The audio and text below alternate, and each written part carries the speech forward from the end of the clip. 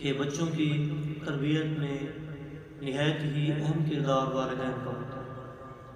اگر والدین بچے کی اچھی تربیت کریں، اس کی تربیت پر توجہ دیں، تو یقیناً وہ بچہ معاشرے میں ایک با کردار اور با اخلاق انسان بنتا ہے۔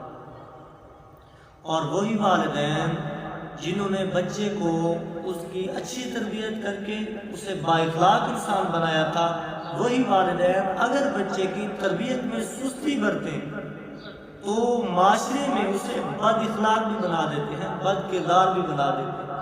تو نہایت ہی اہم کردار جو ہوتا ہے بچے کی تربیت کے حوالے سے وہ والدین کا ہوتا ہے۔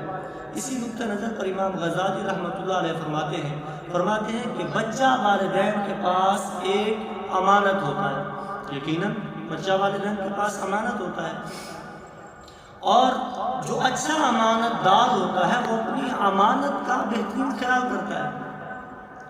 تو امام غزالی رحمۃ اللہ علیہ فرماتے ہیں کہ بچہ جو ہے والدین کے پاس ایک امانت ہوتا ہے، اور جو اس کا پاکیزہ دل ہوتا ہے، جو بھی بالکل کورے کاغذ کی طرح ہے، اس کے اوپر کچھ لکھا ہوا درج کیا ہوا نہیں ہے، تو جو اس کا پاکیزہ دل ہوتا ہے وہ ایک انمول خزانہ ہوتا ہے، وہ ایک قیمتی جوہر ہوتا ہے۔